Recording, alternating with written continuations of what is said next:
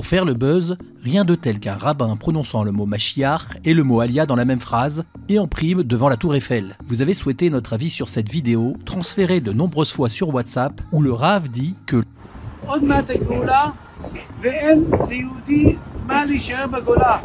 après avoir appelé ce Rav, et avec tout le respect qui lui est dû, comme la Torah le recommande, nous lui avons dit que ces propos alarmants ne sont pas en accord avec la halakha et maladroits d'après les problématiques criantes que nous rencontrons sur le terrain. Nous savons bien que le Messie est à notre porte. Les signes annonciateurs sont là depuis des dizaines, voire des centaines d'années. Comme le dit le prophète Isaïe, il ne viendra pas en le criant, mais par nos mitzvot et notre bon comportement. Mais le plus problématique est de dire que chaque juif français n'a plus rien à faire en France, de faire peur et culpabiliser ceux qui n'ont pas les moyens de déménager. Aucun grand maître du peuple d'Israël n'a crié un jour que tous les juifs doivent maintenant monter en Israël, sans nuancer ni conditionner son propos. Habiter en Israël, c'est une magnifique mitzvah qui doit être une décision personnelle selon les capacités de chacun, a dit récemment le célèbre rabbin surnommé Yenouka. Elle se prépare minutieusement et ne doit pas se faire sur le compte d'autres mitzvot, comme son équilibre spirituel, l'éducation de ses enfants ou la parnassa. Si le Rambam autorise un habitant d'Israël à s'expatrier à l'étranger pour des motifs spirituels, matrimoniaux ou économiques, cela suggère qu'il existe des conditions préalables